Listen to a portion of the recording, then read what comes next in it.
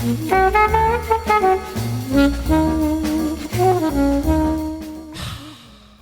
hræddur það brúna gullið frá túrin sem yljar okkur hjartarætur hér í morgunsárið, Lavazza sjálfsögðu.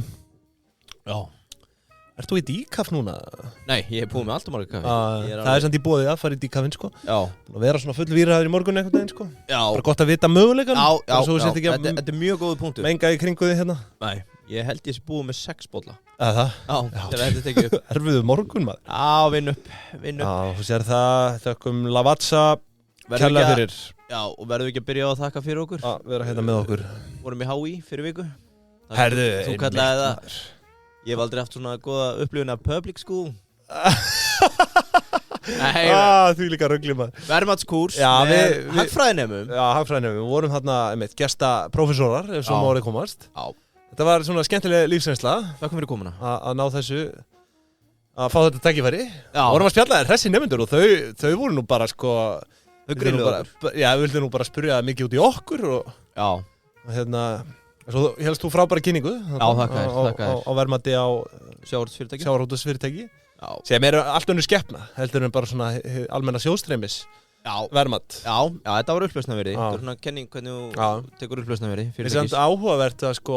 Við puttuðum fyrir pari. Já, puttuðum fyrir pari. Þú ert saman á því, það var puttað fyrir pari. En eins og Snorri, sko, ég veit ekki betur að hann hafi verið að sjóstreymisgreina... Brim, já.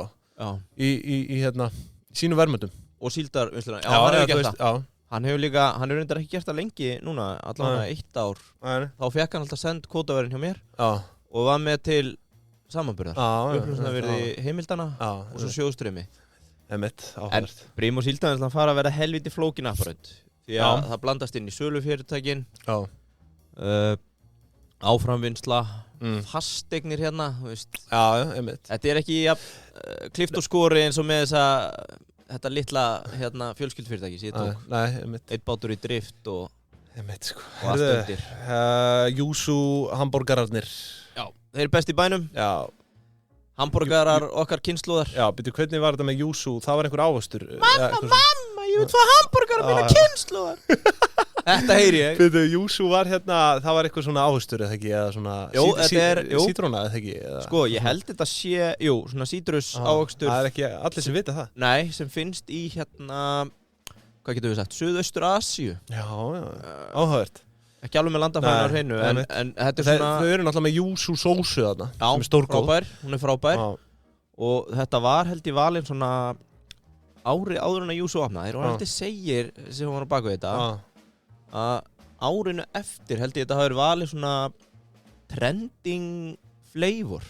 Þannig að við byrjum að sjá þetta eins og í Collab og fleiru. Já. Þeir voru undan þessu trend. Þeir eru með puttana á púlsinum, sko. Ég meina, þú vinnur ekki kynslu nema á sért aðeins að mæla púlsinn, sko. En við mælum með Júsú franskarnar hjá þeim nýju geggjaðar. Ég hrifnar að þeim heldur gömlu. Ég verð bara að segja það alveg eins og... Þið fannst gömlu ógeðslegar? Já, sko, margir horfa á svona rifflaðar franskar og... Nei, mér fannst það ekki ógeðslegar. Þetta var nú ekki Margir horfa á svona rifflaðar franskar og eru einhvern veginn bara ósjálfrátt búin að gera sér upp í hugalenda að það sé bara vont, sko. Rifflaðar, er það? Já, svona, þú veist, já. En ég bara með þetta stórgóðar kartöflur. Ertu að tala um svona Michelin franskar? Svona eins og Michelin Man? Ég veit ekki, ég hef aldrei farið á Michelin-stað. Ég er ekki gull þegi. Þú séð Michelin Man? Já, doldið þannig, sko. Þetta er svona oft talað þegar maður er hérna í yfirþyngd í ofþröngum bólum. Þú ert svolítið svona... Við þökkum Júsú fyrir það. Já, en svo er það Askjan líka. Og núna er Smartin bara, sko... Herru, við erum það pakkaðir. Daimler býður 1 vikan. Já, það? Já. Ég er með þetta klárt. Það er bara hvorki staðan í stund. Við býðum spennt eftir því. En við viljum náttúrulega benda fólki á að nú fer bara hver að vera síðastur. Til að tryggja sér góðan afslátt á rafbíl. Og þar er Askja sjálfsögðu ætti að vera þinn lendingastæður. Já, fyrir Smartin. Sérstaklega átt að reka fyrirtæki og vantar svona snattara. Já, þá er Þú vilt vera flottur í umferðinni inn í Reykjavík. Þegar þú situr hérna, allir að fylgjast með þér. Ég er bara með frákvarsinginni eftir að við vorum með bílinn, sko. Við erum komin á minn beinskipta gamla, sko. eðlilega þægilegt að gera hann sko. Já, svo skulda náttúrulega Jón Trausti mér símtali og reyna að hringja hann í gær, hann hefur ekki hringt tilbaka, þannig að sko koma því áleiðis. Já, einmitt, skulum gera það hér. Jón Trausti Ólafsson, framkvæmdastjóri Bílaumboðsins Askju, þú ert með missed call frá mér og SMS, ég sendur honum SMS líka. Er það? Já, ég gera það alltaf. Ganga á menn. Ég drullu grimmur sko, þú hringir tilbaka, þú keyrir smart, þetta bara 20 í þessu lífi, þú hringir tilbaka og þú keyrir smart. Herðu, Peiti líka, núna erum við farnir að sjá bara, sko, nánast, hvað segir maður, hérna, óhliðstæðukendan. Óhliðstæðukend? Segir maður það ekki? Ég hef aldrei heyrt þetta. Jó, það svona, þú veist, fordæmalausan. Er þetta eitthvað á Íslandingasögunum? Það fordæmalausan vöxtur í gangi núna hjá Peiti. Og Egill Skallagrímsson mætti með óhliðstæðukendan bróður sinn. En kíkiði inn á Peiti og kynnið ykkur málið öll ykkar sem eruð bara í sjálfstæðum rekstri, lítið meðalstórt og núna er þetta eiginlega bara orðið átt með stórt fyrirtæki. Kannaðu Peiti sko. Þetta er bara að taka yfir, við erum bara að fylgjast með þessu í beinni, taka yfir. Alfútti núna fyrir þessa litlu sem er að nota Peiti í fyrst skipti að þeir fara í mælaborðið, þegar kemur inn í Peiti, þú manst eftir þessu, þeir eru í mælaborðið, þú getur séð tekjurna þínar þetta ár, þú þarfst ekki að heyra í bókara til að vita hvað búin að velta. Ég er þetta inn á hverjum einasta degi, ég sé þetta sko. Þetta er bara eins og að trakka kryptóið sko.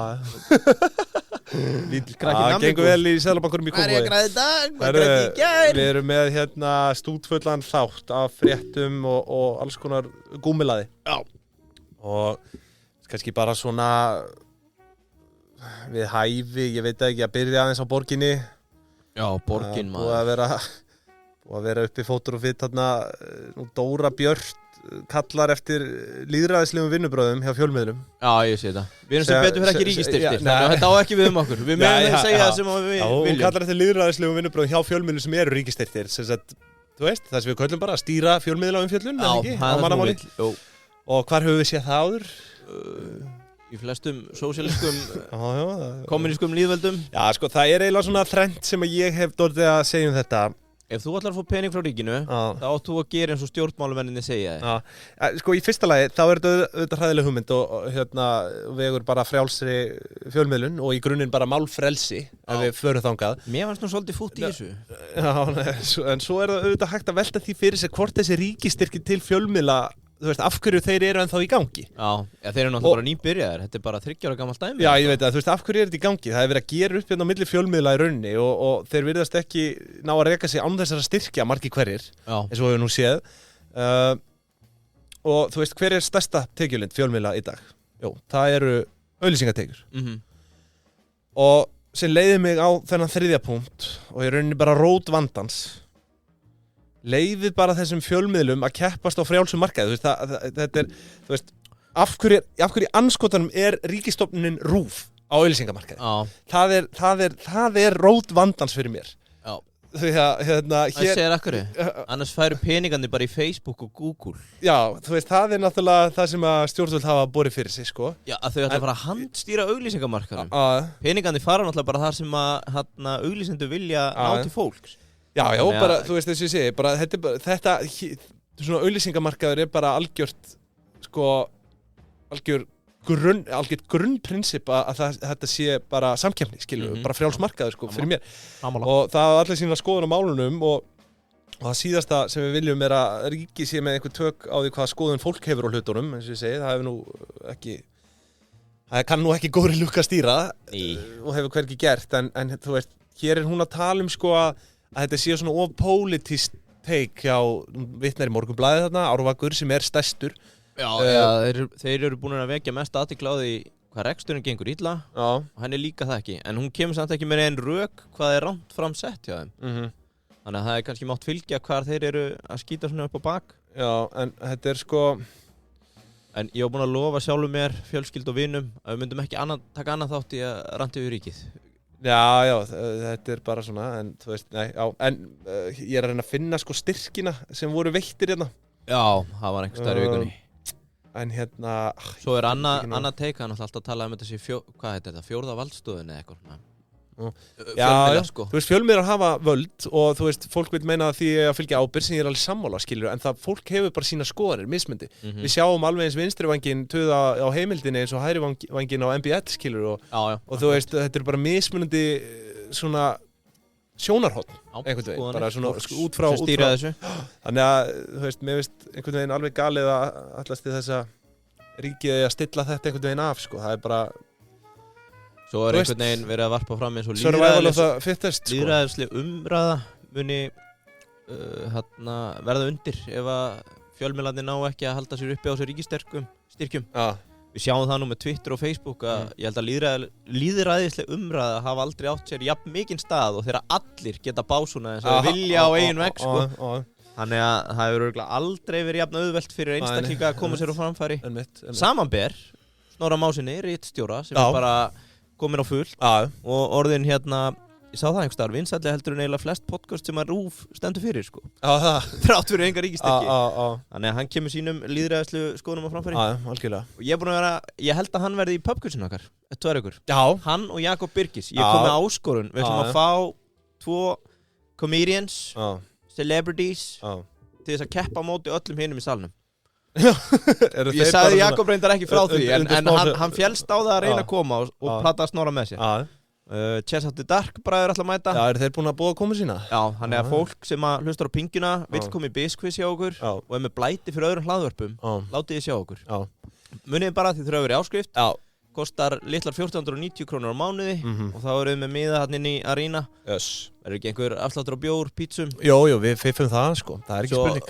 Svo er ég að vinni, það er ákveðin fjárfestadagur hjá einu fyrirtæki eftir, það verður kannski lítið á það sem fyrirparti fyrir stærra partí. Gæti orðið hópferð þangað. Já, BizQuiz og svo fara á lítinn dag hjá litlu fjármálafyrirtæki sem er með fyllir í þannig. Herðu, en við erum allan að búin að taka eitthvað svona smá borgarríkisdæmi, þú veist, ég er nú með fleira hérna það, en ég hugsa að ég sleppi því bara. Já. Það var bara örstutt hérna. Viltu ekki spila lagið hans Einars, eða? Það var örstutt bara að borgin var að gera ráð fyrir 590 milljón króna afgangi. 2024 sýndist mér, þú veist, það er dæmið hver fyrir sig, ég veit ekki. Nú, herðu, ég fann þetta. Það er sérst árvakur... Það svaraði eins og dagur. Já, þegar við tókum við borginni 2010, þá var þetta ekki svona. Þá var... Þannig að það jarða ég þig með mínum söguskýringum. Hér er sko... Já, það er árvakur sín sem fara efst hérna með 107 milljónir rúmar í styrk. Já. Það er sérst úthlutun fyrir fjölmiðlastyrk og svo eru bara hérna fullt af einhver sem ég bara ekkert heyrt sko. Tíminn fljótur að líða. Við fórum yfir þetta fyrir akkurat ári síðan. Hvort við varum gjaldgengir í styrk sem við vorum ekki. Einmitt. En við gætum komist að því. Við gætum farið að tekja bóksið. Maður velti fyrir sig bara ef þetta er í gangi. Ég meina, erum við ekki fjölmiðill að einhverju leyti? Má ekki segja það? Erum við ekki hér? Nei, við erum hlaðvarp. Hvenær rennur þetta undir sama hatt, sko? Já, ég vill ekki vita það. Og svo er eitthvað bara Elísa Guðrún EHF, Prentmet Oddi EHF. Já, þau eru reyndar að gefa út eitthvað blað held ég á Suðurnesjum. Nei, hérna Suðurlandi. Hönnunarhúsið EHF. Allavega, en þetta er bara svona. En jú, fleira í fréttum. Við náttúrulega, þú veist, þetta er stærsta frétt vikunar bara Marel og það sem er í gangi og við náttúrulega tókum fyrir með The Situation Það var fundur á þriðjudag og það ber að taka það fram að þessi þáttur var náttúrulega tekin upp einhverju áður. En að þessi 2 vikum áður en hann fór í loftið en sama dag og hann fer í loftið þá koma þessar fréttir. Það bara 12 tíma síðar, Árni er hættur. Hann bara hlustaði á þáttinn og lét staðar numið. Einmitt sko. Og þú veist, það sem er náttúrulega í gangi þarna er bara, það er verið að margin colla. Já. Okkar mann Árni Odd. Ertu með útskýring á því eða? Já, þetta er bara veðkall, skilurðu. Þetta er bara, bara dumb it down eins og Selena Gomez í Já, sko, ég ætla nú að tjá mig sem minnst þetta tiltekna Já, bara veðkvöld overall, þannig að fólk skilji hvað er að gera. Já, það er bara þegar, þú veist, þú ert basically komin undir einhverja ákveðna upphæð, skilurðu, þá eru menn byrjar að sækja á þig þú veist, greiða fjárhæð upp í rauninni tryggingar, skilurðu. Það er svona eðli veðkalla og þú veist, á einhverjum tímapunkti En sko í grunninn, þá má taka það fram, hann er langur Marel. Þetta er bara stjórnandi, eigandi sem hefur greinilega óbilandi trú á fyrirtækinu. Þannig hann er búinn að vera að taka lán til þess að kaupa fleiri hluti í Marel. Svo bara núna og með bréfin markaðir ekki alveg að vinna því. Með bréfin að veði. Já, með bréfin að veði og einhverja aðra tryggingar sem þeir eru að deila Og málið er að sko hann eins og kom fram í fréttina, hann var að leggja bara sína persónulegu fjármuni undir, eða þú veist búinn að selja eignir til að Já, einhver önnur veð upp í Já, einhver önnur veð upp í til að reyna að hindra þetta margin call, skilur og þú veist, sem að hefur ekki gengið og það er ákveðið bíf í gangi núna, það er einhver ágreiningur einhver ákvæði í samningnum hvort að hann hafi verið búin að leggja nóg eða ekki. Arion vill meina ekki og hann og Árni og sko teimið hans vilja meina hann hafi gert það, skilur. Birtiði samningin. Þetta er bara eins og með hann að bankastjórana. Birtiði samningin. Já, þú veist, málið er að það er bara búið að svona opinbera það lítið um þetta. Ég ætla ekki að vera að tjá mig alltaf mikið um þetta því ég bara veit sirka það sem að fréttirnar segja. Já, en þú veist, hingað erum við komnir til að ræða það en ekki að fara í einhverjar innherja upplýsingar sem að við vitum ekki.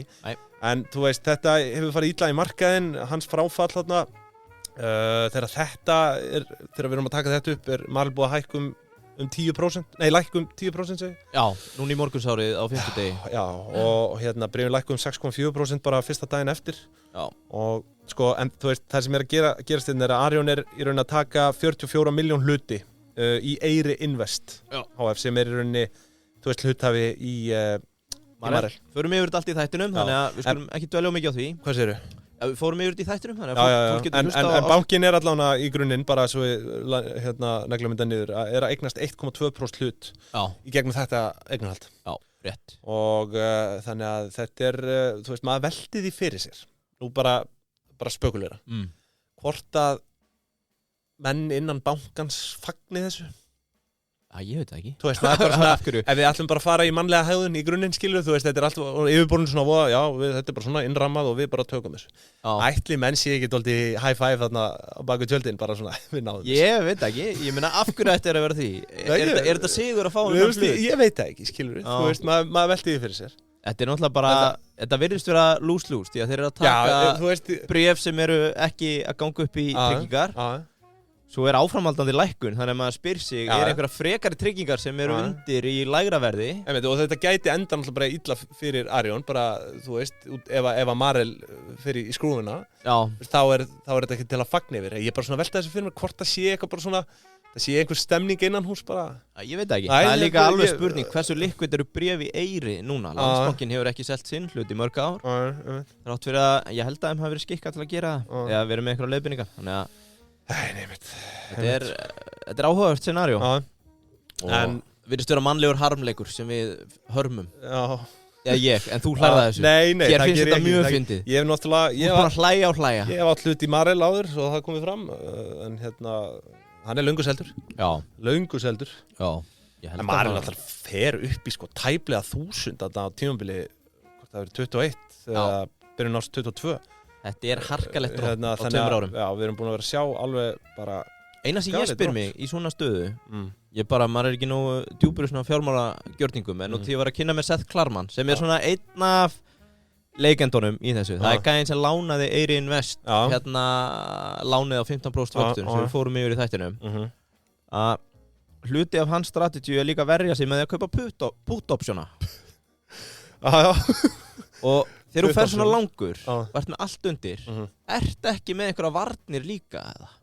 Já, þú veist, það eru þetta allur gangur á því en þú veist maður spyr sig þegar þú ert með allt undir eins og það er svona eðlileg áhættustýring skilu, fólk sem er að þessu atvinnu, er bara í þessu alla daga er alla jafna myndi ég halda með varnir á, þú veist, hvort sem það er að fjárfesta í bara, þú veist, ef þetta er erlendu gjaldmiðill eða bara ráfurur eða eitthvað, þú veist, ég er að spyrja mig í þessu instance, sko.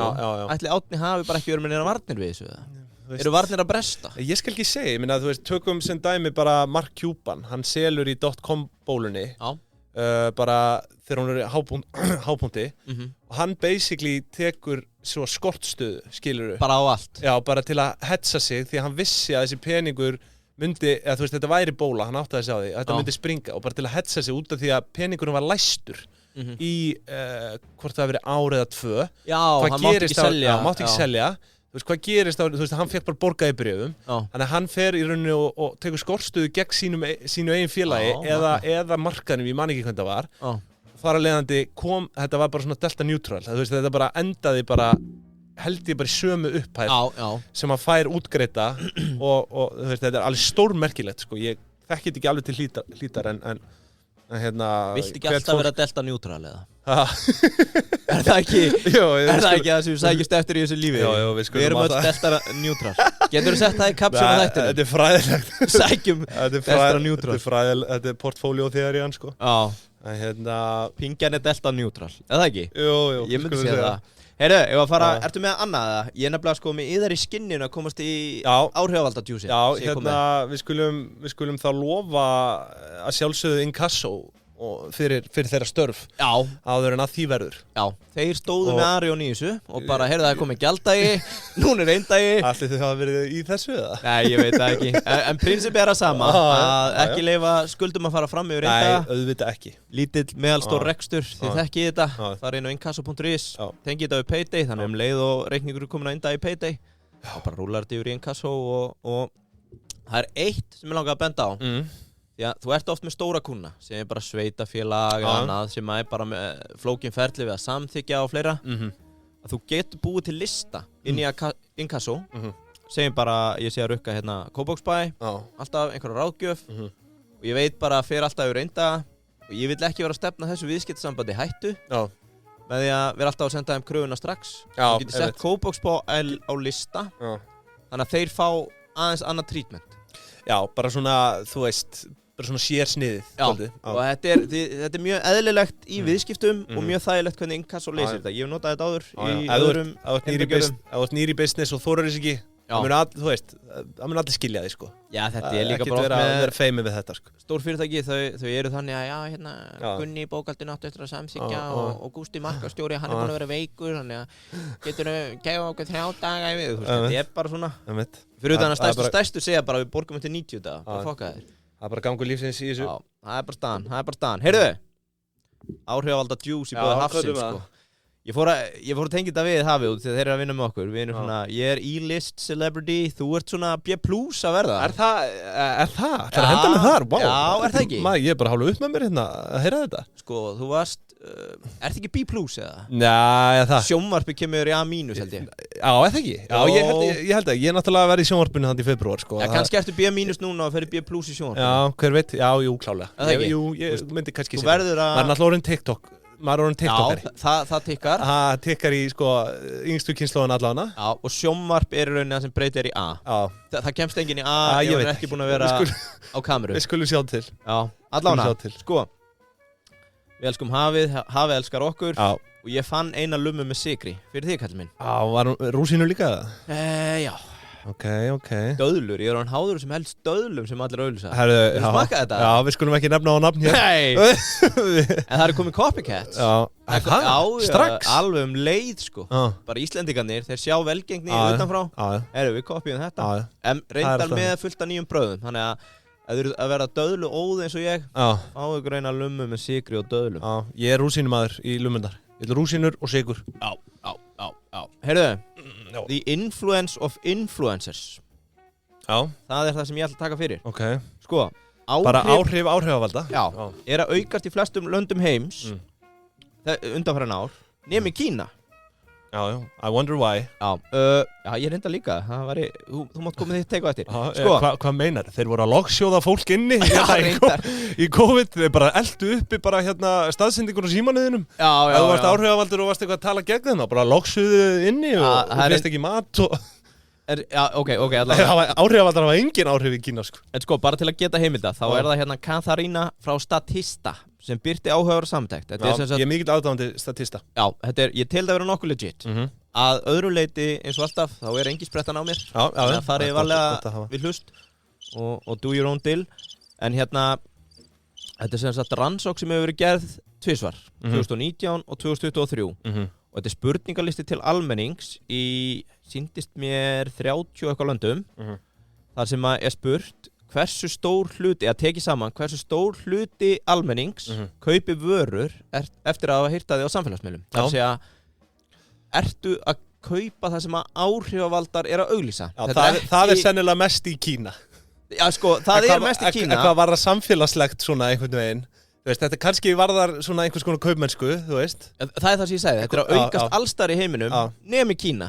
Og það er það sem að kemur kannski aðeins á óvart, en ég ætla að spyrja þig, High Riser síðustu 4 ára, þar sem að 36% aðspurða 2019 að fara upp í 44%. Þetta semst það land í heiminum þar sem að 44% hvað hafa keypt eftir að hafa heyrt eitthvað frá áhrifavaldi. Viltu giska? Frá hvaða landi þá? Já, hvaða land? Kína ég ætla bara að skúpa því. Já, það er ekki það. Að missa fyrsta sætið. 2019 þá höfðu 39%. Það sem liggur einhvern veginn beinast við bara höfuðborg kapitalismans, Bandaríkin, skilur, en ég langar að segja Bretland. Nei, það er Brasilía. Brassarnir er alveg óður í áhrifavalda. Þannig að þar hafið þið það. Ég meina með þetta auratal. Hendis á Portugalsku. Hendi Brasilíu. Það væri nú eitthvað maður. Já, heyrðu, númer 2 í heiminum er Indland sem er eiginlega hástökkvarinn. Þau taka 27% upp í 41%. Og Kína er eina landið á þessum lista sem er að minnka. Það er að segja traust til áhrifavalda virðist vera að minnka. Það er að fara úr 39% niður í 36%. Ég held að það haldist bara í hendur við bara fjárhæðirnar sem fréttaflutningar fara af sko, með hvað þetta fólk er að fá. Já, getur verið. Þú veist, þetta er bara, það var einhver sem fekk bara 5 milljónir bandaríkjadollara fyrir eina herferð. Já. Eða eitthvað, bara. Já, það getur verið að fólk sé byrja að sjá og fólk er bara svona, þú veist, það veit ekki. Annað sem er áhugavert hérna er að sjá að Danmörk og Japan eru með minnstu hlutfall í heiminum. Japan er að fara úr 4 í 9% og Danmörk úr 6 í 11%. Það er að segja bara basically 1 af hverjum 10 dönum hefur keypt vöru eftir á síða hjá influencer. Og það sem væri náttúrulega langáhugaverðast er að vita hvernig Ísland rankar í þessu. Þannig að ég var með spurningu til þín. Hefurðu keypt vöru eftir á síðan að auglista af áhrifavald? Nei, ég held ekki. Ég er eiginlega nokkuð viss að ég hef ekki gert það. Ég var að hugsa þetta. En langstæsta hugmyndin þetta á Íslandi er bara Diego, Solon Diego, skilur við, með þetta bónus og með þetta bónusævintýrið og þetta etikkspreyið og eitthvað, þú veist, maður hafði bara aldrei séð hana einn, sko. Og það var náttúrulega bara örglega, svona 2019-20, ég veit ekki. Já, en heldur þetta sé að minnka eða aukast á Íslandi? En máli, ég held þetta sé aukast. Við erum ekki eins og Kína. Nei, ég held að hún hafi ekki einu sinni verið í samstarfi með þetta etikk, sko. Já, þegar hún var að ulsaða fyrst. Já, kom viðtal við hann framkvæmdastjóra Bónus og töluðum að þetta væri bara frí auglýsing í rauninni, sko. Já, magna. En ég held að þetta sé að fara að aukast. Það sem er náttúrulega mjög heitt í Bandaríkjunum núna er svona affiliate marketing. Svona skipulegur Solon Diego ískápinn sinn, sé ég. Nei, ég finn ekki eftir, sorry. En sko, affiliate marketing er mjög heitt í Bandaríkjunum núna. Já. Það hefur ekki byrjað á Íslandi og ég efast að sé eitthvað allt og mikið upp úr í að hafa. Það þyrfti líklegast að vera einhver hærri þóknunarprósenta hér. Ég hef leitt hugan að þessu. Ég og Auðun með einu vildu gera þetta fyrir Partus að setja inn að hlaðvörping getur verið að auglýsa og fengi meira kött af því sem er að auglýsa. En þetta er bara vonlaust út af því að það er engin með svona kóða inn í innlendu greiðslukerfi. Mjög fáir. Þetta er á Shopify, þetta er mjög einfalt. Þetta er í gangi á Payday þetta. Já, sem er svona, þú veist, innan þeirra veggja bara. Já, og alla Shopify síðu getur gert það. Þegar ég auglýsti spilið 2019, þá gaf ég kóða fyrir hvert hlað var. Og ég sá ávöxtunina því bara koma 2-falt tilbaka. Morgkastið, shoutout, það er gott að auglýsa hjá þeim. Þannig að það er affiliate marketing. Það er að segja að þú gefur kóða og það er eitthvað svona tekið splitt. Það var neitt ekki tekið splitt þá, ég bara... Nei, þú bara hirti þetta var eitthvað bara afsláttakóði, sko, en það er hægt að útfæra þetta þannig að þú fær bara kött af því sem þú ekki. Hafður eitthvað upp úr því verkefni eða? Endaði þetta... Já, spilnu? Já, var það ekki það? Jú, það er bara... 100 skallar eða? Jú, þetta var sala fyrir hvað? 4 eða 5 milljónir? Í desember. Hefurðu brotið þetta niður, þetta ferli hjá okkur? Ekki hjá okkur, en ég er með þetta á LinkedIn. Já, alveg rétt. Ég gerði posti fyrir það. Það væri dálítið gaman að fara yfir þetta ævintýri, sko. Herru, ég veit hvernig við gerum það. Ég nefnilega... Við ætlum að hafa einhvern svona... Ég hef hjálpað 3 að búa til spil núna. Og það er svona að skrifa þennan pistil. Þetta er bara hvað þú gerir að byrja að framleiða, hvernig þú hafa samband, bla bla bla. Bara svona eiginlega guideline, hvernig þú gefa út borðspil. Og það er maður sem sagði mér, hann er búinn að lesa hennar pistal oft í mánuði núna í ár meðan hann er að gera það. Það er Daniel okkar Andri Pétursson í Veiku, hann er að gefa út spil. Já, einmitt, hann er að gefa út spil. Þannig að ef við ekki bara slá til að hann kíkir til okkar í þá. Já, það er svona, við ætlum að vera með ákveðið þema í þessu, í kringu jólin kannski. Ég er á svona nettu sensei. Já, ég væri til í að taka bók og ég væri til í að taka spil. Já, fáum við til okkar sem að, einhver sem er að gefa út bók. Já, við erum með einn á lista allavega. Það væri gaman. Fara yfir ferlið, allt frá hugmynd til framleiðslu og útborgunar, sko. Já, líka smá pepp út í að þegar þú ferð inn í jólasísonið, þú verður gráhærður fljótt. Þetta er algjört hell að vera að selja þessu tíma. Þannig að ég stend alltaf með frumkvölum sem er að gera eitthvað á jólunum. En loka þessu, áhrifavaldar. Einhver annar en Solon Diego sem þetta eftir í hug. Hérna á Íslandi sem er svona Sko, ég veit ekki, hún náttúrulega stórkostlegt hreyfiafl, sko, í þessari sinu, en hvaða gaurar eru áhrifavaldar? Ég bara fylgist ekkert allt og mikið með þessu. Ég að fylgja Sólrúnu, hef mjög gaman að því sem hún að gera og þú veist, hún lætur allt, þú veist, þetta bara par excellence, sko, þú veist, það lítur mjög vel út hjá henni, sko. Ég hef bara séð eitthvað meira svona, einhver bara auðlýsa eitthvað bara svona í svona lélegri framleiðslu, skilur. Getur þú gert quiz í Spotify? Hefur þú keypt eftir að hafa við náttúrulega þurfum að fara yfir niðurstöðunar úr síðasta þætti. Já, erum við með það? Já, ég hendi inn hérna, sko. Já, skemmtilegt. En allavega, áhrifavaldar, auðlýsi hafið, því að það er langt best að koma þarna á þriðjudögum, þriðjudögum, þá er mjög gott að brjóta upp gamlan og góðan mánudag. Mér finnst best að vera með hérna tacóin, sem eru svona rúllubar. Já. Lengst til hægri í borðinu. Og á föstudögum, saltfiskur eða eitthvað sem þú hendir bara í ofnin. Já, við hvetjum ykkur bara til að kíkja og skoða þetta úrval, sko. Þetta er stórbróti úrval hana. Já, og leyfið þeim aðeins að djöflast í ykkur. Þetta var 150 grömm. Þú ferð allavega 200, sko, ert ekki að stækka. Þetta eru bestu sölmenn landsins, kíkja í hafið. Hvort þið heyrið það frá áhrifavaldi eða ekki. Er í-list áhrifavaldi eða B+. Já, og sér það. Þökkum hafinu kærlega fyrir nú til að fara yfir pollið sem er Anna, það styttist í síldina, verið snemma í ár. Síldin kemur núna held ég eftir 23 vikur. Kaupið fötur strax. Þetta er mjög góð gjöfin í aðventuna til Tengdó. Já, það er það, sko. Já. En herðu, við spurðum í síðustu viku, eiga fyrirtæki að vera samfélagsverðir? Já. 52,9% segja já. Í alvöru? 47,1% nei. Shit! Það er mjótt á mununum, en það kemur rosalega óvart. Já, ég verð að viðurkenna það. Það eru fleiri sem að... Ok, þannig að, er þetta substantial niðurstöður? Já, þetta er svona... Þetta 8? Nei, þetta er, þýðið eru, tala menn ekki þýði, maður sjá. Þetta eru, hvað er þetta, 30 manns? 32 hérna, 32, já. Sér það? Þetta er nú ekki margtaka niðurstöður. Nei, við skulum ekki spá mikið í þessu. Stöndum enn þá á því að fyrirtæki eigi ekki vera samfélagsverðir. Já, jú, gerið bara það sem ykkur sýnist. Ég veit ekki. Nei, ég stend alveg við það sem ég sagði í síðasta þætti. Bara ef að málefni kemur ykkur ekki við, ekki vera að skreita ykkur. Herðu, það er talsveit meira í fréttum. Sko, hann Davíð hérna hjá Unity, hann hlær alla leið í banka núna. Já. Greiðir sér úr tæpan 1,1 miljard í arð. Nei, ekki í arð, þetta er bara úr eignarhaldsfélaginu hans Fubar, Iceland EHF. Þetta er hlutafjárlækkun sem er svona annar angi af útgreiðslu. Og hann heldur í gegnum þetta félag 2,2% hlut í Unity eins og fræktur orðið. Og þarna ég fór aðeins að glugga aðeins í efnahagsreikningin. Það eru eignir þarna upp á 64 miljardar króna. Og annað sem ég rak augun í þetta, laun og launatengt gjöld, tæpar 500 milljónir. Nei. Hrein laun 430 og það er ársverk 1. Já. Og þetta reiknaði út 36 milljónir á mánuði árið 2022 og þetta stemmir í rauninni bara við tekjublaðið, sko. Já. Það var eitthvað 35,4 milljónir eða eitthvað álíka, sko. Vel gert. Þannig að hann sko, og maður veldi fyrir sér, af hverju að greiða svona há laun. Þú veist, gæinn kemst alveg upp með að borga sér, segjum 8 milljónir á mánuði, skilur við. Hann hlýtur að vera með eigið stéttafélag. Já, þú veist bara, já, það eiginlega hlýtur að vera, sko. Dælir þessi eigið stéttafélag. Já, þú veist, ég veit ekki. Þú veist, það borgaði sér bara kannski, við erum hólegir, 8 milljónir á mánuði og þetta greiða sér út bara fjármagnstekjur, ég veit ekki. Þetta er náttúrulega frumkvöld, kannski hann búin að vera bara á lélegum launum, allt fram að þessu og þetta er smá bara svona uppsafnað tap. Já, maður veit ekki, ég held að það sé nú enginn að fara að slá á puttana á honum fyrir að vera greið og lág laun þó að maður myndi fara í 8, sko. Hver er í stjórn þarna? Það væri nú alveg ágætt að kalla stjórnina til saka. Já, ég veit ekki, við þurfum að skoða það. Já. Krefjast... Hvað ætli það sé ekki bara svona launastefna? Við greiðum 1% af heildar markaðsvirði eða? Heildareignum? Ég veit ekki. Nei, það lítur ekki út fyrir það. Nei. Eða þú veist, jú, við getum kokkað upp alls konar hlutvöld, sko, en það sé ekki að fara að skila okkur neitt.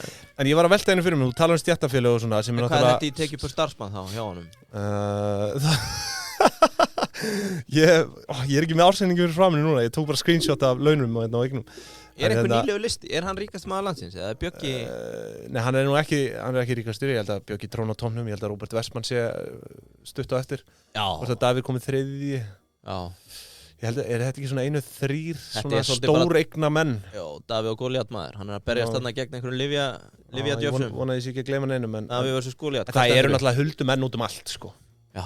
Við erum alltaf dettin í einhverju ársendinga bara já, ok, hér eru eignir bara upp á 15 milljarða Já, það er eitthvað rétt Þannig að þú veist, þetta liggur víðsvegar Já, þú talar stéttafélög því að þetta er merkilegt sko, þú veist það, ég veit ekki hvort það við færst í aukana en þú veist að vera með að búa til stéttafélög kringum sinn rekstur, þú veist, þetta er alveg þekkt og kannski ekki talað hátt það en hefur þú heyrt trust fund í Bandaríkjunum? Það sem að Peter Thiel fór í eða? Nei, sko, trust fund, þetta er orðið mjög algengt á meðal bara auðra fjölskyldna í Bandaríkjunum Já, þetta eru dónitar í fjölskyldu Basically, þannig að trust fundin hjá þér á allt Já Þú veist, það er rauninni móðurfélagið Ég er ekki með nákvæman mekka á þessu Þú veist, þetta er ekki til held ég á Íslandi sko. Þessi, þú veist, maður velti fyrir sér hvort að góðgerðafélag væri sambarilegt, en það er það samt ekki sko. Já, þú veist, í grunninn trust fund er þetta ekki eitthvað skatta þetta er basically svona generational wealth pæling að þú getur greitt út bara með einhverjum Það er allavega eitthvað skattarætt hagraði í þessu í trúgjöru Já, annars væri fólk ekki að þessu Svo færa millarnir stóran hluta eignum þarna inn Já, það er bara, þú veist, held ég geta ráðst af þessu með einhverju frjálsara móti maður þarf að kynna sér þetta Ég bara ég var svona að reyna að yfirfæra þetta yfir á Ísland sko, þú veist bara hver er pælingin hér en ég held að þetta er bara allt annað fyrirkomulag sko. Já, annað sambarlegt velþakk ég þarf eiginlega að rifja það líka upp að það er eitthvað tengt þessu að svo geta bankar tekið við í eignunum í trustfundinu og þú lifir bara á lánum þannig að þú veist það er oft verið að tala um að milljarðamenn eitthvað borga aldrei skatt á þetta þeir eru svo skuldur að þá gera það einhverju svona sveiflu að þeir eru bara gíra sig bankin á veð í þessum eignum og þú getur komist upp með að lifa á þetta því þú skuldar svo mikið Við skulum ekki gefa upp allt og mikið hérna. Við tökum bara sér þátt þetta Já, við getum gert það þetta er alveg áhugavert Þetta er stórkostlega áhugavert Já, ég held þetta sé ekki gert hérna heima en það mætti alveg vera meira af þessu Ef þið hafið lesið bókina Rich Dad Poor Dad þá er svona komið inn á þetta dóldi Já, sem er frábær bók eftir algjör að fá þetta Hann er algjör gerpi hvernig sem er samtala þú veist, skal ekki segja en hérna finnstu bara YouTube-ið hann er búin að vera að spá hruni núna í 15 ár sko, og alltaf að reyna að hagnast á endanum mun hann hafa rétt fyrir sér hann er one hit wonder með þessa helst bók sko. Herriði, prepparinn með okkur líka það er orðið samkallaðir velgjörðamenn og vinir pingjunar því að við erum og Marko elskar okkur fyrir eftir að við byrjuðum í þessu Við erum hættir að borða nokkurt annað Já, ég með því á hádegi Þetta er frábært í hádeginu sérstaklega fyrir fyrirtækjaeigendur sem að, bara erum ekki á ferðinni hafa ekki tíma til að elda sér sinn eigin mat Tímaspartnaður Ég er max 3 mínútur að nynni Ég væri til að vera lengur og bara spjalla og hafa gaman og hvað er þetta spínat, er þetta grassfett eða hvernig er gott að gera spínat en þetta er bara inn út Marko er hrifinn af spínatinu og svo er þetta náttúrulega allt bara kaloríurnar taldar hún í þig Þetta er bara eins og í betanum Nei, þessi var Þessi er ég að fara að klippa þennan Nei, prepparinn inn og út Þið þekkið þetta Þetta er undir 3 mínútur að fá frábæra máltíð og ef þið eru að telja fyrir Marko þá getið þið séð fitu, prótein og kolvetni Þannig að bara beint í appi með það og haldið á Það er líka annað Maður sleppur algjörst millimáli við daginn Þetta er svo mikið að næringu versus það þegar maður er á úði í sig Ég er að taka 1100 kalóri að box Er það Argentína? Já Það er svona þú veist, misjæmt, þú veist, auðvitað er eitthvað frávik, þú veist ég er í mjög 1000 til 1200 Marko er alveg með mig by the balls og hann er að segja mér að taka það og taka í 2 hádegi þannig að það er svona smá Ég hef reyndar alveg þurft að skipta þessu sko Þetta er stundum bara ómikið En herru, prepparinn, indislegt að mæta þarna tekur enga stund og góð máltíð Herru, ég ræk augun í eina frétt vel unnin frétt vissulega hjá Viðskiptablaðinu afkomu bankana og ég tók eftir því Varstu ekki líka með einhverja leiðréttingu með þetta Blikk eða eitthvað?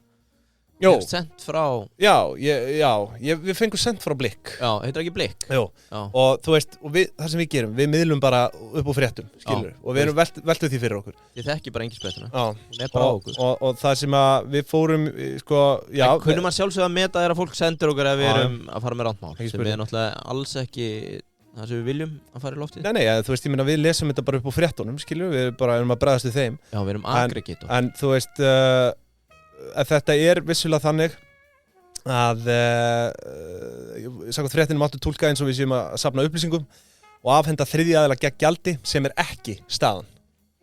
Já. Það ekki staðan. Já, við litum að líta út eins og þeir var að selja gögn. Já, þú veist, ég velti vöngum yfir því, við vorum að þú varst harður á því, þú vildi fá að vita hvert tekjumótið. Já, hvað er komís? Og og þá kem ég inn á þetta, einmitt að það hljóti að vera einhvers konar sala á gögnum til þriðja aðila. Já. En það ekki staðan eins og landið liggur í dag, sko. En bara svona til að súmera upp líka og til að vorum að ræða þessa, 15 milljarða eða eitthvað sem allir að tapa sér yfir í gjaldeyris. Já, einmitt. Indó komið fyrstir eitthvað, engin gjaldeyris. Já, við séum í rauninni að verða af 15 milljörðum, eða þú veist, við séum að það kosti 15 milljarða. Já, út af einhverju gjaldeyris álagi. Indó tekur það ekki. Ok, flott hjá Indó, aðhald, fyrsta stað, samkeppni. Núna Kvika kom með nýja lausn, gegnum Aur. Með það á blaði hjá mér. Aðhald, samkeppni, flott, Blikk, örugglega aðhald, samkeppni, flott, fagna þessu. Hvað ætlaði Lilja Alfreðs að gera með hvalrekaskatt á bankana til að leysa þetta? Já, það er verðt að velta sér upp úr því. Já, þú veist, þannig eru 3 einkaaðilar að leysa þetta, basically. Þeim bönkunum veitt aðhald með að segja, heyrðu, þetta er neytendur að tapa, 15 milljarðar, 3 aðilar komnir á fullt. Hvernig áttu aftur að leysa þetta með hvalrekaskatt? Já. Er ég að fara með rátt mál? Var ekki verið að tala um hvalrekaskatt? Jú, hann kallaði það. Og þetta var nefnt sem eina af ástæðunum? Já. Þú veist, sem dæmi, einmitt. Það var margt fleira svo sem inn í því. En við tökum það fyrir síðar. Já, en þú varst eitthvað með bankana? Já, með bankana sem fyrirsögn uppskráða með kostnaðar hlutfall Landsbankans innan við 35%. Og það nú bara, ég bara ekki vissum að við höfum heyrt annað eins. Þau eru með 34,6%. Kostnaðar hlutfall? Já. Fór úr 48,9% á fyrstu 9 mánuðum 2022 yfir í 34,6% sama tímabili núna í ár. Já, og hvað veldur? Húsnæðið eða? Þú veist, ég skal ekki segja. Ég reyndar er ekki búinn að kíkja á ársreikninginn, þetta var bara frétt sem ég var að setja inn í skjalið bara rétt fyrir þátt. En það náttúrulega markmið, yfirlýst markmið bankana að allavega hjá Landsbankanum að vera undir 40% og Íslandsbanki og Arion 40-45%. Þú veist, mögulega hefur það að gera að Landsbankin ríkisstofnun, skilur, og þú veist, leyfa sér ekki svigrúm eða kannski væn og dæna eða hvernig sem það sko. Já, ég veist það. Við veitum það ekki. En þú veist, það er meira aðhald klálega á Landsbankunum. Já. En sem kemur óvart. En þú veist, þetta er... Ég hefði veðjað að einkarekinn banki væri með meira aðhald heldur en ríkiseining. Já, ég að segja bara svona meira undir smásjá almennings einhvern veginn, held ég. Er það? Ég veit ekki, svo geta snúist upp í andstæðu sína að sé að verið að einkavæða bankana að fólk fylgist meira með því. Já, það veit ekki. Getur þú gert quiz, hvort er rétt, hvort er rámt? Já, 1-1. 15 pól hérna. Tökum 1-1 á þetta.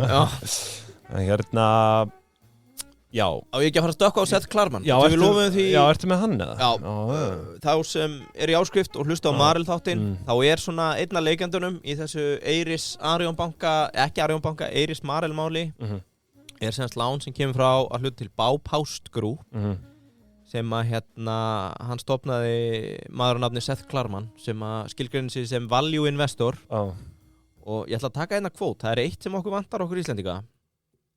Kanin er alveg exceptionally góður í þessu. Það er að vera með nickname á allt. Já. Þeir eru alltaf með nickname á náttúruhamfarir. Já. Við þurfum að fara að nickname að stóra jarðskjálfta og þeirra. Já. Hann er kallaður. Við erum með fjöllin þó, Þorbjörn og Já, við höfum fjöllin, ok, 1-1. Hann er kallaður hinn þöggli risi fjárfestinga. Já. Þöggli risi fjárfestinga, já, það er skemmtilegt. The quiet giant of investing. Já, skemmtilegt. Og ég fór að hugsa, ertu með eitthvað yfir einhvern íslenska? Hvað myndirðu nickname á Bjögga? Bjögga Tór? Ég er með eitt mér datt eitt í hugvikunni, Benni Gísla hjá Arion. Maðurinn með veðkalla ljáinn. Ekki maður með ljáinn, heldur veðkalla ljáinn. Það er bara veðkall og hann mætir með ljáinn. Skilurðu hvað er að fara? Þetta er áhugavert. Sendið á okkur að vera með nickname á einhverju íslenska fjárfesta. Já, það verður skemmtilegt.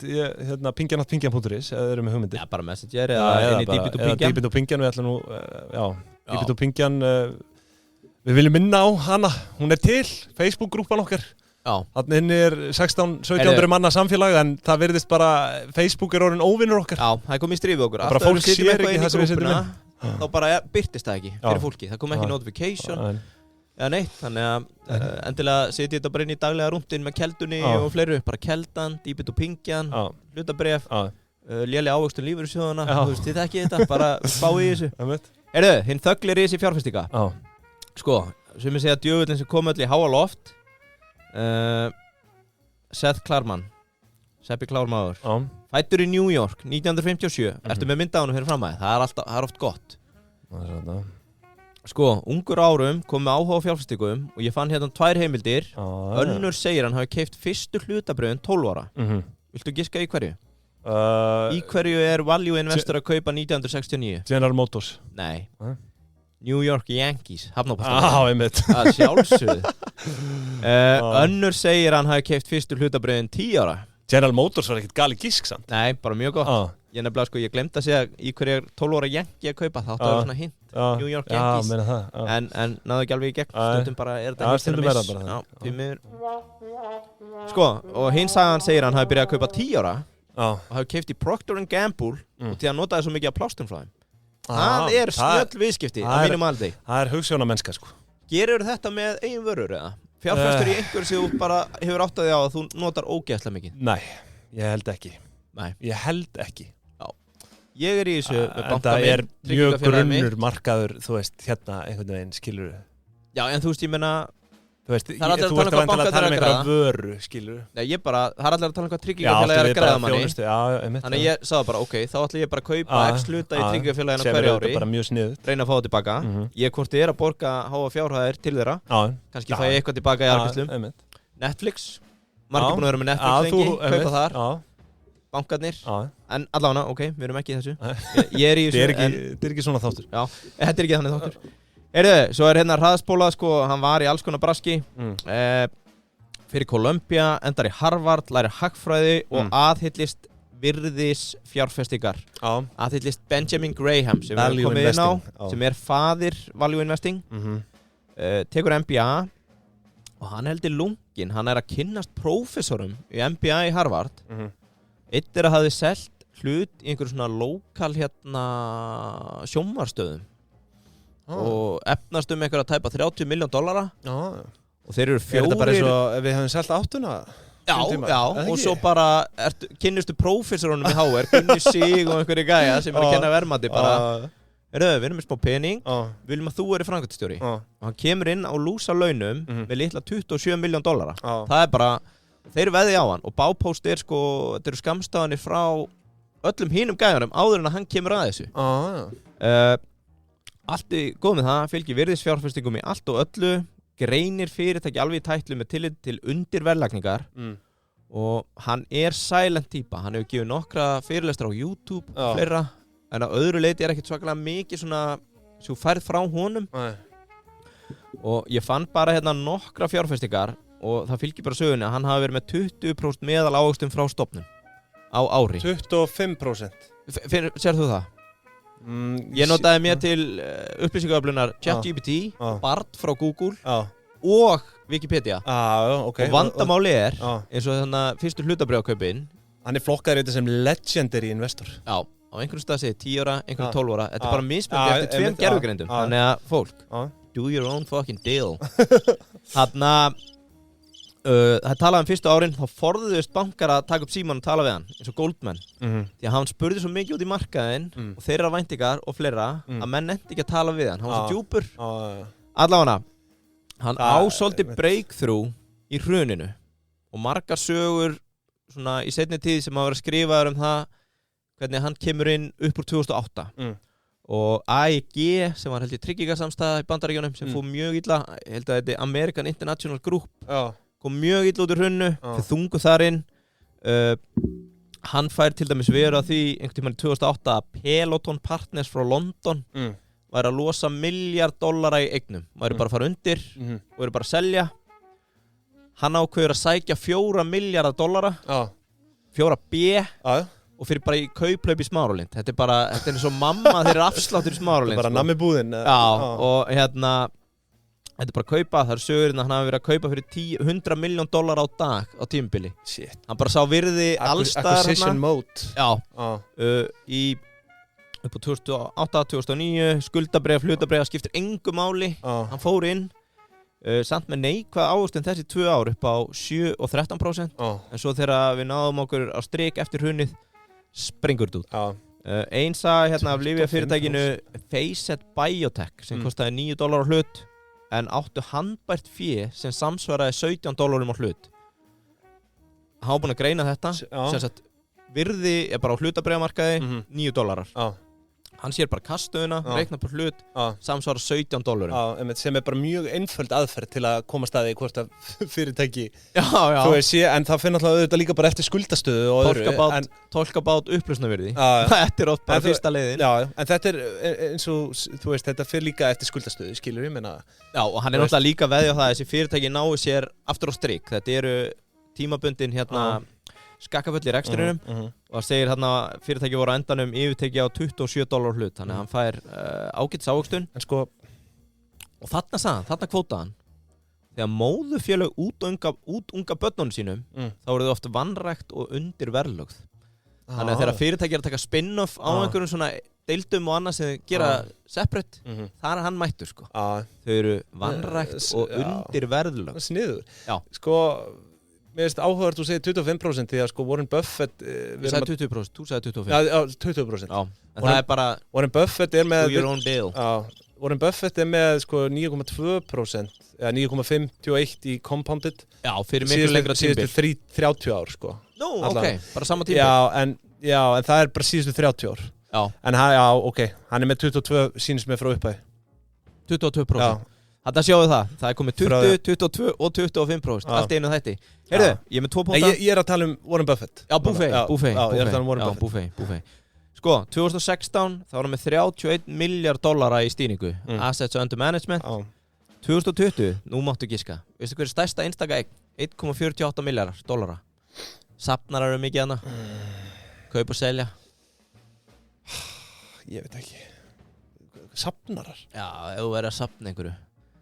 Öðru heldur en lyklakipum og þessu Sónarmyndum Já, ég ætla ekki að nefna þetta sko. Ég ætla ekki að nefna þetta ég veit ekki, hvað er með það? Hvað ert komið margar sónarmyndir í safni? Hættu þessu rugli ennþá verið að senda á því sónarmyndir? Það voru nokkri sem senda á En hvað hvaða fyrirtæki er þetta? eBay Þú kannski selur ekki sónarmyndir það? eBay, það er eiginlega svona orðið Það er stærsta einstaka eignirnas 2020 og eins og kom fram í Marel þætturinn okkar með The Situation þá gerði hann bók sem er eiginlega ófáanleg í dag og heitir Margin of Safety sem var held ég nafnið á 18. kafla bókarinnar sem Benjamin Graham gaf út og ég sá Intelligent Investor passar og ég sá að hún kostar $1,500 á eBay inntak sem sagt hann gefur út þessa bók fyrir aldamót og hann er ekki orðinn svona stór og þekktur þá og svo hefur hann bara aldrei endurprentað hana og það er slegist myndum. Ég elska það er auðvitað hægt að finna hana í PDF en þú veist þetta hérna þetta er bara fjárfesting bara bókun, þetta er bara tangible asset Ég var hópfjármagna þessa bók eða? Ætlaði að væna einhverju pingjumenn hvað ég var að segja, 30.000 kjaft, 5 Við setjum það er ekki $1,500 það er svona 200 kall Já Eigum við að setja 50 skall og fá einhverja 4 á mót okkur þú veist, svo er shipping cost Hvernig splittu við þessu síðan? Bara svona Svo er þetta bara eignar hlutur Þetta er bara eins og hérna bara hangir bara inn í Seðlabanka Kópavogs Já, við getum hægt ég meina, við erum með hvelfingar ef einhver annar með hvelfingar, það má hann geima en það er líka þetta svona eins og timeshare þú máttu vera hana með hann í apríl og mæ við skulum skoða þetta kannski er einhver svona snobbaður sem vill hafa þetta upp á skrifstofu alltaf þegar hann er að fá einhverja sjefa Getur verið Það væri gaman, ef einhver vil hópfjármagna með okkur hafið þið samband Þetta er 200 skall, eru við ekki sikkur 25 á mót þessu? Já, ég skal lofa því Já, ég er klár Þannig að við þurfum nokkra með okkur Heyrðu, hann er metinn á 1,5 bandaríkjadollara og er 15. best þénandi hedge fund manager í heiminum Það er að segja að hann er númer 15 við þá sem þéna mest á ári sem er eiginlega efni í áhugaverðan lista kannski ég taki saman hvaða hedge funds er að þéna mest eða managers Þetta er nú ekki margir sem eru bara að outperforma S&P 500 sko Nei, það er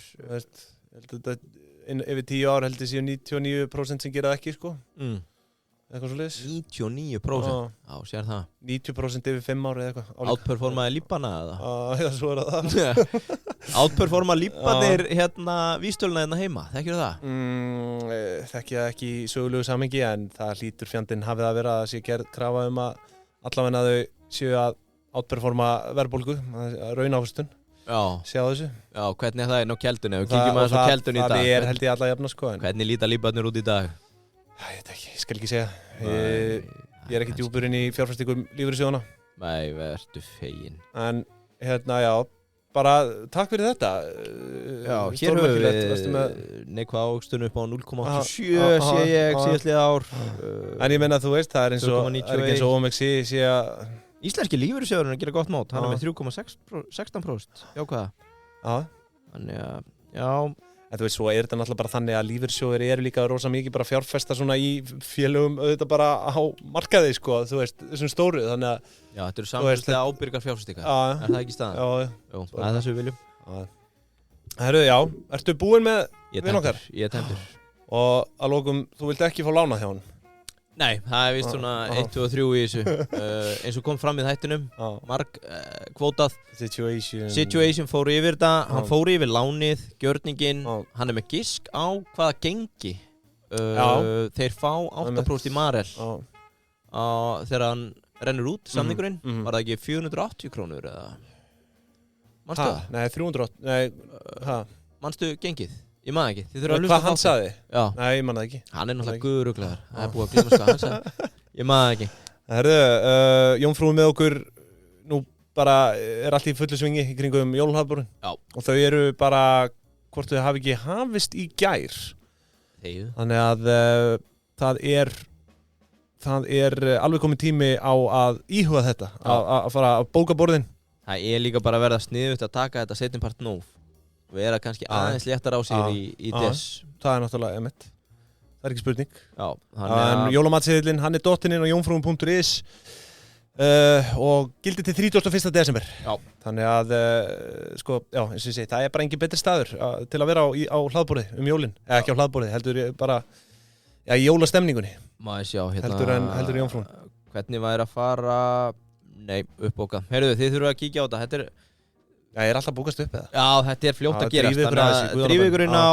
hérna jómfrúin.is Veljið ykkur góðan dag Já, ekki spurning Í tímið að þú missir að hádegistrafikkinni að gera þetta eins og margir litli vinnustæðir mæta klukkan 2 á 50 slúttar vinnu og svo er allir mætti bara vel þunnir á föstasmótni og hlæja og hafa gaman Þetta er frábær uppskrift Eru Keldan líka alla mína fréttir unnar þaðan Ég legg til að fólk leggi fréttasíðunum fari bara inn á Kelduna einfaldar þetta miklu, þú veist, pælti að það tekur tíma að taka hann internetrúmt að fara inn á DFF og MBL og Vísi og allt þetta dótskilu þannig er þetta bara allt í fréttakáttir Já, þetta er það Bara komum með þetta beint í æð Grunninnviður fyrir íslenska fjárfesta og svo viljum við að sjálfsögðu benda á þetta gríðarlega sniðuga verðmatstól sem að eru konið með inn á Kelduna Þau eru komið með EBITDA-markvaldara við hliðina á því Já Varstu búin að sjá það? Já. Tökum eitthvað random hérna Tökum bam Minna, sko, við tókum KFC hérna, og töluðum verðmati á því Já, taka Subway Já, það er náttúrulega Nei, það heitir undir öðru sko. Já RJC, þeir voru að taka sá ég hérna finna það ekki Verðmat fyrirtækis byggt á EBITDA markfaldara hjá KFC 9,7 milljarðar Já 4,9 milljónir byggt á frjálsu sjóðströmi Já, ég er með hérna 4,9 milljarðar Jóhansen og Kó sem var held ég að stela Heineken umbúðinu í vikunni Verðmat fyrirtækisins byggt á frjálsu sjóðströmi 73 milljónir byggt á EBITDA og ég sé nú reyndar ekki margfaldaran hérna þetta er væntalega 7 sinnum ég trúi því að okkar menn séu þar 380 milljónir króna 380, þú sér það maður, wow Já, þetta er fyrirtæki sem er að velta 2,2 milljónum Sko, Payday, samkvæmt EBITDA markvaldara 1,5 í jardi Já, heyrðu Sér það sko En það er endar annars niður með hennan hérna og það er miða við 24,6 í EBITDA markvaldara á Payday hérna samkvæmt upplýsingaþjónusta En sko, það er annars sniður Þetta fer náttúrulega sjálfsög eftir atvinnugrein Já, ég er með Rolfaran hérna, 11,5 Annars sniður í þessu er að Kitty og Lens þeir eru með markfaldara eftir eins og þú segir, atvinnugreinu Þannig að þetta er að miklu leyti legit tölur Já, klálega, þú veist, þetta bara gott ef þetta ekki bara frá honum Damodaran vinn okkar sem bara alls ráðandi í þessum Nei, líka, Kiddi var byrjar að trakka sölur á innlendu fyrirtækjum. Það? Já. Það? Kiddin algjör grúskari, sko. Ángríns bombið ykkur í... Ekki fara í brásirinn í honum og skrifa Beastality, sko, Beastiality, það er bombið ykkur í áskrift hjá Keldunni núna strax. Já. Og kannið þetta er stórmerkileg uppfærsla. Herðu, það eru nokkar fréttir hérna, við náttúrulega komumst ekki yfir allt í dag og vorum alveg drekklaðnir, ég held að það svo með orðið komast, en ég verð að benda á hérna... Anna, ertu tilbúin með landsliðið til fjárfestingum? Ég er að bíða með liðið mitt, sko. Já, ég er tilbúin, ég er eiginlega með handboltalið. Ég er með handboltabyrjunarlið. Hendi 11 maður. Já, sko, ég er að taka eftir störfu, en við tökum það í næsta þætti, eða þar næsta. Já, við verðum að taka það, ég er allan klár. Og ég meina, þú veist, nú þurfum við bara líka að vera fljótir. Ég meina, ef þú varst með Átna Ott, hann er farin út af mér rauð. Já, ég var ekki með hann. Skilur, hann er bara, nú er ég smá hræddur því ég er með einn aðeila frá Marel. Já. Maður veit ekkert hvað er að fara að gerast þarna núna. Ég meina, hann er kannski bara hækki stigum. Já, við vitum það. En hérna, sko, mér langaði að koma þess inn á, það er búið að vera mikið fjaðrafólk núna í fjölmiðlum, fjaðrafólk, bara mikið sýnilegt í fjölmiðlum með þessa rekstrareiningar hjá Sín, nýju. Já, sagan endalaus. Já, og þú veist, maður velti því fyrir sér, þetta var fyrir ári síðan, kom eitthvað svona breyting, þá var verið að tala um Tal og Sín, skilurðu? Tal reyndar er alltaf glemt í þessu. Já. Ég sendi mitt á Auðun og hérna... Tal er ekki eins og inn í þessum logo. Nei, ég sendi mitt á Auðun, er þá endalega búið að reka þig kallið minn? En það var ekki, það bara glemtist að sýta logoið. Það er víst titringur innanbúðar bara, hvort það er að ráðast í uppsagnir og annað. Nú? Og hérna... Flóterinn, ég hættu það? Nei. Það held ég að hann myndi nú aldrei vera. En hérna... Þetta eru sem sagt nú er verið að skipta þessi 2 sjálfstæðar rekstrareiningar, það er sem sagt stöð 2 verður bara sér rekstrareining. Já. Sem make a sense, og svo er þetta vefmiðlar og útvarp. Og Sín er náttúrulega búin að vera í sæmilegum acquisition gýr á þessu ári, það er já.is og bland. Höfða með blandið. Hvað segirðu? Höfða með blandið. Höfða með blandið. Já. Já, þú náttúrulega bauðst í það. Ég bauði í bland, bara fekk það ekki. Ég ætla að hópfjármagna með hlustendum okkar eða það hefði gengið. En mér þú veist, mér finnst þetta ágætlega rökrétt að skipta þessu svona upp. Þú veist, þú kom með þessa gríðarlega stóru tekjuanga eins og já og bland, skilurðu. Og svo eru þau komið með spara.is núna, þú veist, það er svona nýsköpun frá þeim, sko. Já. En hún, Vilborg sem var forstjóri Já, hún hefur núna verið ráðin framkvæmdastjóri yfir vefmiðlum og útvarpi og þannig inni er, þú veist, Vísir. Er hún ekki vel að komin að vera millistjórnandi vikunar eða? Herðu, það er reynda þú að segja, hún droppar úr því að vera, sko... Forstjóri yfir í millistjórnandi. Já. Hún á skilið eitthvað mjög gott að borða. Já, algjörlega, Vilborg Harðardóttir hlýtur titilinn millistjórnandi vikunar hjá okkur núna. Já. Og óskum henni innilega til hamingju með það. En eins og ég segi, undir henni eru þarna Bylgjan, FM og Exið, Vísir og svo já.is, bland og spara. Og meðan er stöð 2 ángin, er hún Eva Georgs Ásudóttir, það er stöð 2 plus og stöð 2 sport. Þannig að þú veist, það komin einhver rammi á þetta og þú veist, en eins og ég segi, mér finnst við alltaf verið að sjá einhverjar nýjar skipulagsbreytingar þarna, sko. Já, þetta ég held að við krefins, erum við ekki að leitast bara eftir stöðuleika? Jú. Sjálfsagt. Ekki það, við höfum eitthvað með að segja. Mér finnst þessi skipting samt líka skrítin, sko. Að það? Já. Já, ég veit ekki, að þú veist, þetta er náttúrulega, sko, þarna verið að taka vefmiðla og útvarp, hefði maður kannski jafnvel vilja sjá þetta bara já og bland aðskilja. Vísir og fréttir er einhvern veginn svona... Já, vinna þvert á. Já, vinna þvert á. Þegar þú heyrir þetta, þá veistu að þetta er ekki alveg... Já, og svo er stöð 2 í vinstri súlunni, en hérna útvarp og allt það hægra megin. En þú veist, eins og ég segi, bara það er komin einhver rammið þarna á þetta og þú veist, við vonum bara, sé komin einhver stöðuleiki. Já. Það vona þessu. Þetta er mér saman það, skilur, en bara, gaman að þessu. Já. Gaman að þessu. Herðu, erum við búnir í dag? Ég held að séu tæmdir í dag, maður. Við erum bara alltaf, við erum klukkutíma. Já, þetta er langur þáttur. Herri, kæru hlustendur, við minnum ykkur á Dýbit og Pingjan og partus.is/Pingjan. Já, á þáttur hjá Marel. Næstu þættir eru hvað? Já, það er úrval útsýn, svo ætlum við að taka Lex, lögmannsstofu. Já. Og svo kemur til okkar framkvæmdastjóri, hann Davíð Dúhopp. Hann er að fara að urða yfir okkur. Já, hann er að fara að veita okkur aðhald. Urða. Og mögulega rétt mætt, ég veit það ekki. Ég veit ekki, hann góður gaur, hann fer vel með okkur Hvað fleira? Og svo Gullfoss kaffi auðvitað, gleymum því ekki, það er stjörnuþáttur Lexan verður rosalegur Þannig að það nóg framöndan Lexan, það lögbann á Lex Þannig að við erum komin inn í áskrift áður en að við getum eftir að droppa honum bara bráðum sko. Ég hef alveg heyrt frá fólki upp á Lex sem að spá í hvað fyrir fram í þeim þætti Þannig að það verður 100% lögbann á það Lókum til þess Þá segjum við bara takk í bili og góða helgi Já, sendi okkur að við viljum hópfjármagna bókina Já, kýra það Takk í dag